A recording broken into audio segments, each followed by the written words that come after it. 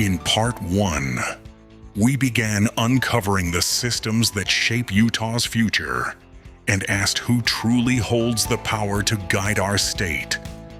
But there's another layer to this story, a quieter layer, one that decides who even gets the chance to lead. Because before campaigns begin, before a single vote is cast, there is a gateway every candidate must pass through. In Utah, that gateway is SB54, a hybrid system allowing candidates to reach the primary ballot through party conventions, or by individual candidates paying, that's right, paying, to gather signatures directly from their own supporters. Supporters say it opens the door to new voices. Critics say it weakens party unity.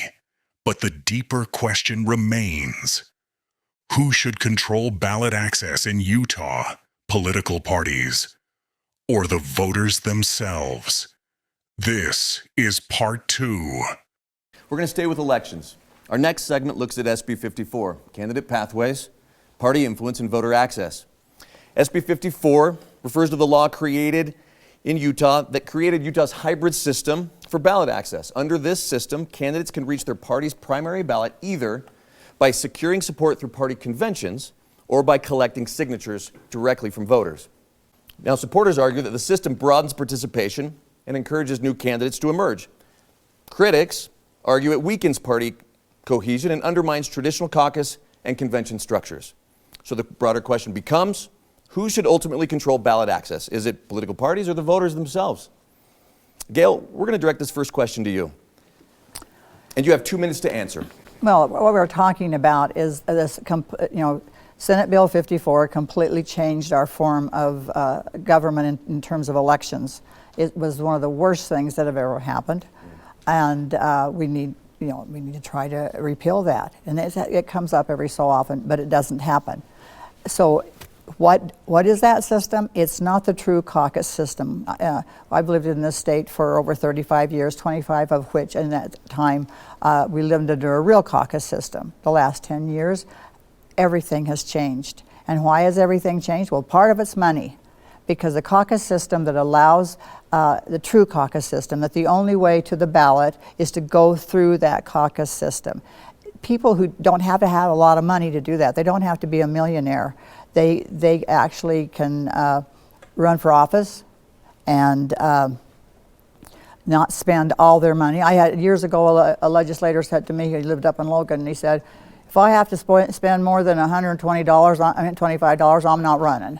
And then here we are now, spending thousands and millions because they have to go out and just getting signatures as the way to get to is not the right system. So I absolutely love the true caucus system where we go out as citizens in our neighborhood. I love caucus night and all the people that I'm with there. And we talk and we interview and we choose and we vote and we pick the delegates. Then the delegates, as all of you know, and that are delegates, and most of us probably are, then you start, you work hard. You go to meetings and you listen and you ask questions, and when you get ready to vote, you're an informed voter. And so then they go to the state convention and the county conventions, and they vote. These delegates who are informed vote, and those people then move on based on how the election goes. And sometimes 2 people would make it and there would be a primary. Often only 1 came out, so there wasn't a primary. Now we have this crazy system where people with a lot of money or outside interests come in and give them a lot of money, and they actually pay people to get the signatures that puts them on the ballot. They're buying their way to the ballot. How is that a Republican government? It is not. So everything has changed. And the main thing that comes out of this that's just really upsetting is that you can have 3, 4, 5 people running in the same primary. We've seen it happen. And nobody gets 50%. So that's fair, that's right. And then who moves on? We've got people sitting in top government positions right now that never got 50%. that got them to the ballot. That should never happen, and that's the system we have now. I just want to share a personal story on that. I had a chance to run for Congress 2 years ago at convention as a convention-only candidate. We were outspent 50-1, had $40,000, versus millions spent even before convention, and took second, got to 39.5% with no money and no name ID, and that was how it was supposed to work, and it was a really wonderful experience. I got grilled by some delegates. That was an experience that was made a man out of me, I guess you could say. It was pretty wild, but I think the other thing that's pretty interesting is, and I don't know if the people that crafted SB54 had this foresight, but it's now in a self-defeating cycle where as the caucus has gotten more and convention gotten more conservative, it's become a stranger and stranger thing. So less people go, the cycle repeats, and ultimately, if the goal was to eliminate caucus convention, this is exactly how you would have done it. And so again, I don't know if the people crafted it were thinking that far ahead, but that's exactly what's happened if you game it out, and it's sad to see. So I'm gonna counter that, Zach, just because I'm in the middle of it right now, and we have like record attendance coming out of all of our events. I'm a little more optimistic on defeating SB54, and not in a sense that we can repeal it through the regular ways, but I think if we build a system strong enough, that it'll just be the foregone conclusion to go through the party. It is a very uncomfortable thing for our signature gatherers to get asked the question in a Q&A or a debate about signatures. A couple of things. It is, as Gail said, it's very frustrating to watch money come in and have such a large role in our system. But a lot of people don't understand some of our data. So in 2024, we had 18 out of 24 convention winners win. We're still winning 2/3 of these. So I have not, rolled over and said that this thing is over where it comes to caucus convention, because this is the people's system. And the more that people participate in it and the more that we see for it to be, whether it's a culture shift where you're just pretty much not appreciated if you go the signature route. And it's just fundamentally unfair in the sense that you have people getting two chances. And that's what's so annoying, is they get two bites at the apple. So the question that the audience is asking is it possible to eliminate it, and how does it get changed? And how do you take money out of it? Yeah, it is possible to limit. One of the suggestions that a lot of people who don't fully understand it will make is, It's open to everybody. is let's take away the opportunity to pay the signature gatherers. It would be great, but there is a Supreme Court ruling that money equals political freedom of speech, and so until there's a change in that, we can't. In some of those top races, they were spending upwards 200,000 plus in order to get their signatures. And that Supreme Court case is a federal Supreme Court case. Yes. Okay. Yeah. And if the public knew how much money went into those, and it generally isn't. Every once in a while you get a grassroots efforts where people are out knocking doors for somebody they can really get behind, but that rarely happens. And so I think you have a PR campaign for the public. You educate your delegates. We have 64% new delegates in right now, and they're learning this process of why do the other 40% or so not like the signatures. And once you go through the process, you vet the candidates, you've met with them face to face, you understand where they stand on the issues, and then you watch what happens in the primary. It's so disheartening, and you make no better converts. Those delegates come back, if they come back the next time, singing the praises of the caucus convention So system. are there any other ideas around how you fix it, or what the solution Well, is? I think absolutely. The legislature, sad to say, has been operating out of fear about this. And so I think the legislature just needs to do the right thing, and that is repeal Senate Bill 54. That needs to be done.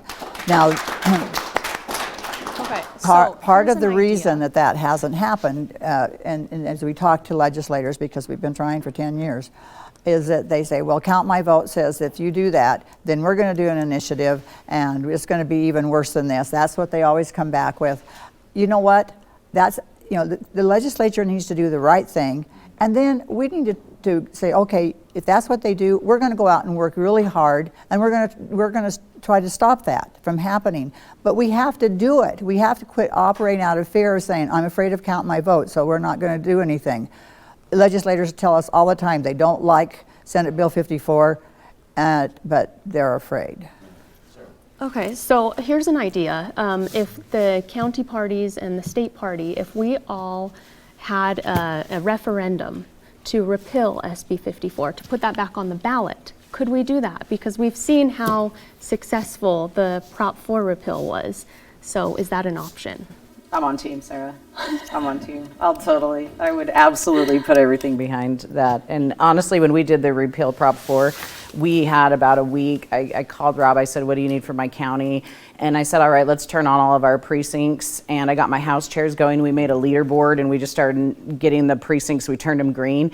And all of a sudden I was like, SB54. Like, so yeah, if there's a path for that, and I'm all on team. I think we need to start with the legislature first, and we need to work together to do that. Because we just watched what happened with the flag thing situation and on the referendum, and they weren't able to get it. Yeah. And so let's start with the legislature. But aren't a lot of the legislators scared that if they... Yeah, they're scared. Let's go tell them not to be scared. They should be scared of no, us, not the people. Because if they go for the caucus convention route, then they might lose their position in their next election. Yes, but the same argument that the legislature made for Prop 4 and repealing Prop 4 is the same argument that we make for SB 54. They're identical. It's representative government. So the vast majority of our elected officials have benefited from the caucus convention system. They were either elected in a special election, or they've gone through a process where they did not have to expend tens of thousands, hundreds of thousands of dollars to be elected, or they win by acclamation.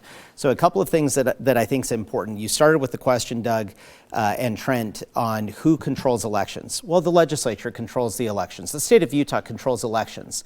But what we're talking about right here is the nomination of a private organization. This is who Republicans and Democrats and Libertarians are deciding who will represent them. When we're talking about the nomination process, that is very different than just who controls elections. The sanctity of elections, sure, give it to the state and our elected representatives. But who represents us as Republicans, or if this room was filled with Democrats or Libertarians, it should be to them. I have no business going to the Democrat caucuses and deciding who the Democrats should put forward as their nominee, because I want that nominee, whoever it is, whatever man or woman wins, I want them to fail. But with Republicans, I want to have a say with who the Republicans put forward as the nominee. That's the power of the caucus convention system, is because it doesn't matter who your name is. If you have strong name ID, if you're from a politically connected family, if you have wealth, you can get started just simply by showing up. You look, my last name is not a unique last name. It is a unique last name. You've never met anybody with the same last name. I don't come from a wealthy family. I don't come from a politically connected family. I'm the chairman of the Utah Republican Party by one factor. I showed up at a caucus night 20 years ago, and I got involved. That's what happens when you lean into the system. Yeah. Rob, Bishop, I want to ask you, I mean, you were elected to Congress, and you went through the caucus system. What's your take on this? And where do one of the audience questions actually was, where do we get the will to get rid of SB 54? How does that come about? I think we have to realize that the caucus system was not always the norm. Utah has gone all over the place. We had a direct primary system. It was only in the mid-1900s that we concentrated on this process, which I liked because there was a vetting process to try and find no more than two candidates who could go to a primary. And more importantly, you didn't have to have money to go through the vetting process. And that was the same problem I had. It was significant that a convention system has to be there. There's also another problem. I cannot find a single skill that is required to get signatures to get on a ballot that is useful for a political figure to actually function in government. So we either have to find an alternative to give alternative approaches that show some kind of skill and ability, or we have to do something to actually increase and enhance the caucuses so people want to go through the caucuses and don't want to go through the signature route. Now, it's going to require us to think outside the box on all these things. How do we actually enhance the caucus experience for people? And how do we try and find another alternative that is not simply paying somebody to get signatures on a piece of paper, which is no skill value whatsoever. On the enhancing the caucus system, here's something that's interesting. So you look over the last 4 years as I've been chair and Chrissy's been chair in Utah County, Sarah's been involved and is now the vice chair in Salt Lake County. The party has done more than we've ever done before in regard to advertising. 2 or 3 years ago, for example, we spent almost $200,000 in advertising, in systems, in structures, in building these credentialing apps. We've perfected some things that actually streamline and make it a better, more just streamlined and seamless process. The problem that we had this go around is we didn't have as many people show up this year. And so we have to factor in all of these things. We have to make it a smooth process, but one that actually educates folks, helps them understand what is the role that you're doing. Giving 2 hours of time every 2 years is not a high bar. It's not, I mean, truly, when people complain about, oh, I have to go and spend an evening there. This is a country that's given us every opportunity in the world. This is a country that has hundreds of thousands of men and women who have bled and died for our freedoms. And you're telling me that once every 2 years, giving less time than you give to going to church every week is problematic? I just don't buy it. But we have to educate folks. We have to help them understand why that time is worthwhile, why giving that time means something. But you add that, you keep learning from what works and what doesn't work. You keep doing what Christy talked about of giving that value to the candidates. Why it is a tremendous benefit to go the convention route, and why there are potentially some difficult and uncomfortable conversations if you ignore the convention route. If you do some of that, I think that the legislature will come around and realize that their courage is already there. They just need to realize that it's there, and it's backed up by a bunch of Utahns that care about representative form of government. Can I offer something with this numbers thing, because too many, too few. When I was running for chair, I had a pretty powerful senator call me and say, what are you gonna do if 2016 repeats and you can't handle the influx and the number of people at every caucus and it's a chaos and blah, blah, blah. And then here we find ourselves, as everything ebbs and flows on an off year, and people saying, well, what are we gonna do because not enough people showed up? So I started to ask the question, like, is the validity of a system equal to the number of participants? And I came to the conclusion it is not. We didn't invalidate the Democrats because they only had 5,000 show up this year. And this is their high watermark. And this is their high watermark. We don't invalidate the Libertarians because they couldn't recharter in Utah County. If they charter again and they're back, hallelujah, great for you guys. We're glad to have you. They're kind of our cousins anyway. And but to me, that has never been, I came to the conclusion that the actual role of party leadership is that we keep the door open for anyone at any time. If 20 years ago you want to stumble into a caucus meeting and all of a sudden you go, oh my goodness, this is the entry into the most impactful voice that I can have within my government, then our job is to keep the door open. So when people come at me with numbers of it was high, it was low, what are you going to do? That's not our job. And I'm not there to all of us can go to, political people are weird. And we go to dinners with family members, and I don't even talk politics anymore because for the vast majority of the public, they glaze over and they don't want to, it's not their thing. And I don't think God made it everybody's thing. I think he put people as on the watchtower to guard against certain things. And if it's your thing and it interests you, then by all means. But our job is to keep the door open so that any person wants to come and participate at any time, the door is open. So if you're going to tell me we're dying because the numbers were low, or we're dying because the numbers are too high and we can't handle it, I disagree. Absolutely disagree. Here's the kind of somewhat probably the final question, looking for action. One of the core problem listening to you seems to be money. What we have is money buying influence and votes. And the people who have most availability to money is leadership. How do you get leadership to support a bill that runs completely counter to their own interest? A couple things come immediately to mind. One thing I'd like to see passed by the Utah legislature and our state school board is an introductory to the caucus convention system by amending our curriculum so that we are teaching junior high and high school students what it means to engage in representative government, what it means to have that. And you use the example of the caucus system to do that. That's the most immediate way. Anybody in this room, if they were 18 years old or 17 years old, they can show up, they can go to caucus, they can be elected to be a delegate. Tell me where you could have a high school student immediately have a leadership position. So teach them what that means so that they're prepared to do that. They can lean in to do that. That's something that we could do immediately that would have ramifications for years to come. I think the other element that you have to do is we need to call upon every political party. And I'll commend Brian King, my counterpart in the Democrat Party. About a year ago, he talked about, 9 months ago, about coming home to the Democrats. I hope he continues that effort. You need to be willing to miss out and lose on immediate short-term gains for the long-term principle. The principle is these dynamic, cohesive, and vibrant back and forth that comes through a caucus night participation, through electing delegates, through going through a convention process. That will make the Democrat Party more representative of the people of Utah and a better system, as it does the Republicans. And so you can't just throw that out for the immediate short-term gain of one congressional seat. Okay, that was an action question, open to everybody. We need something from each of you. Well, I will just repeat what I said before. I think the action right now is to get the legislature to repeal 54. And it can be done. If they don't do it, it's not, I can tell you, it's because people didn't care enough to do something about it. For the last 35 years, I have been to the legislative session every year, every day, all the time, for 35 years.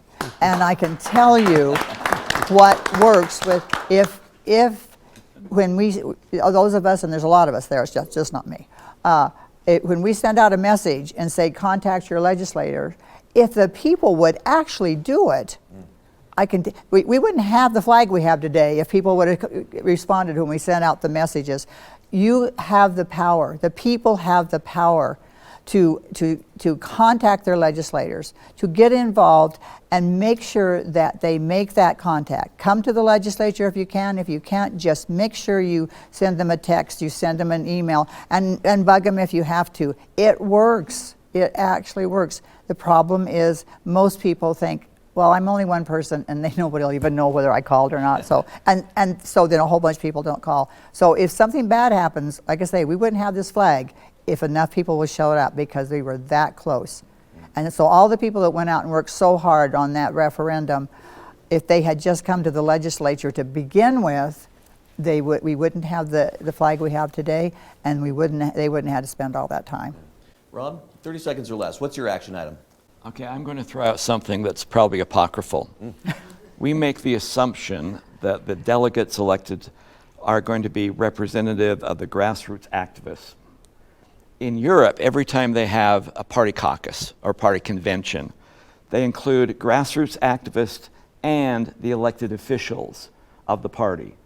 Now, if we were trying to emulate something like that, admittedly they're parliamentarians, a little bit different, emulate something like that, we may totally change the actual way that the conventions run and how they operate, and we may change the way people feel about actually going through a caucus. Something just to throw out, totally unique. Wait, explain that more.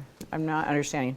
That every one of those conventions, you have people who are elected as the grassroots activists and all the officers of the party, people who are elected to positions.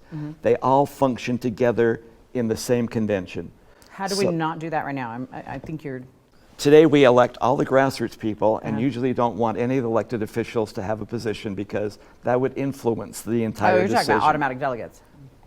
Well, I'm sorry, at one time when I was the party chairman, we did do something. We doubled the amount of people who are coming to the convention and said, yeah, we would elect all these people more than ever before, but also if you were a county official or a state official, you got a position at the convention as well.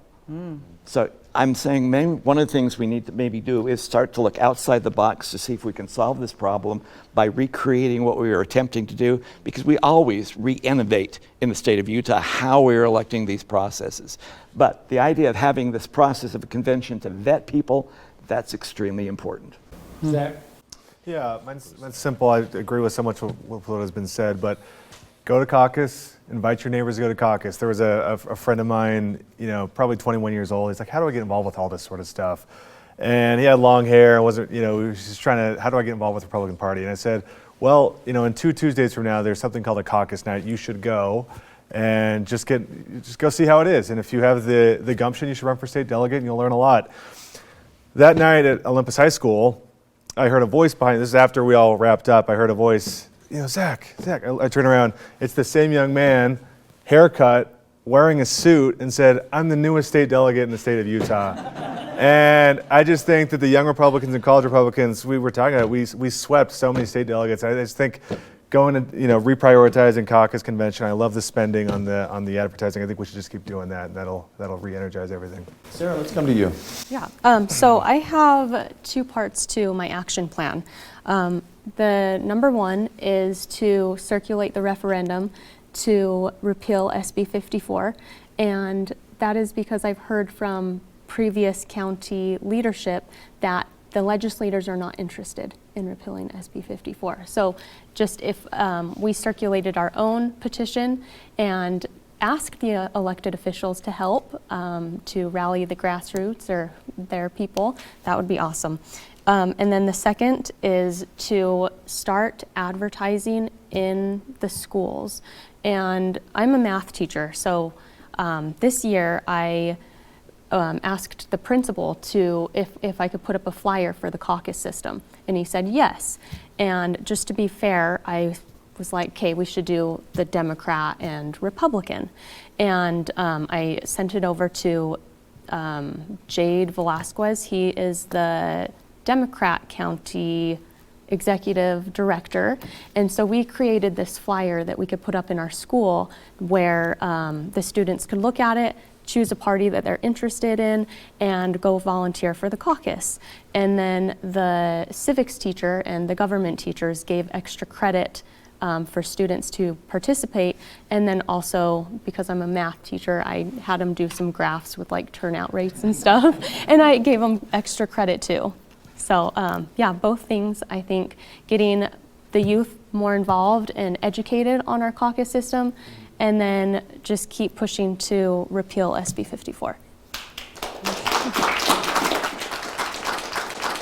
Christy?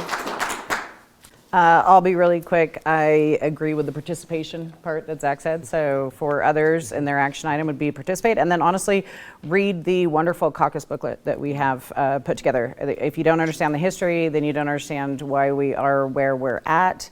And then the action item for me is just we're going to keep killing it in Utah County because our caucus convention system is alive and well and thriving. Or the caucus pamphlet, booklet. utgop.org. So we always have that up and available. We printed out copies for all of the delegates 2 years ago. I have a conversation later on today to see if we will be printing that for the delegates this go around or how we're disseminating that. But utgop.org, you can get a PDF version of it. And it's a universal one, and people don't know that Utah did get rid of their caucus system at one point and brought it back. And that's it has really interesting history that everybody should know before they completely formulate opinions on the caucus system. Read the booklet.